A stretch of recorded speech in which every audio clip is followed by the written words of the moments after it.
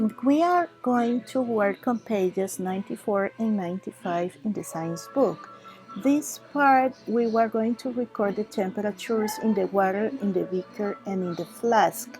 But we're not going to do this because we're not at school, okay?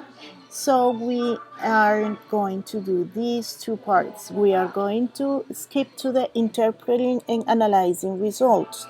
What happened to the temperature of the water over time? Water in the beaker, the temperature starts to drop, and water in the flask, the temperature starts to rise. At what temperature was thermal equilibrium reached? We don't know. We have to make the experiment to know.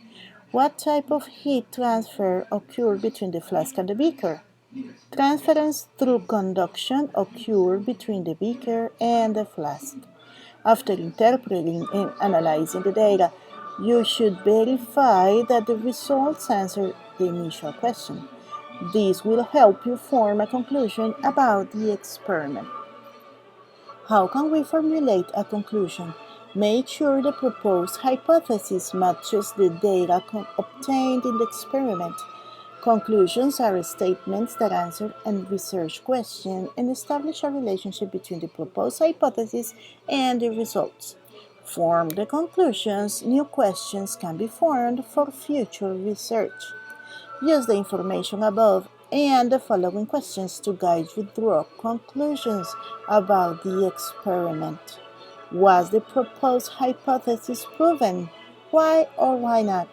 Yes, because the body with a higher temperature, the water in the beaker, passed heat to the body with a lower temperature, the water in the flask, until they arrive at a thermal equilibrium. Was the research question answered? Explain. Yes, because we saw that heat is transferred between two bodies of different temperatures. According to your conclusions, what other research questions can you think of? What will happen with the heat transfer if the water in the flask was already hot?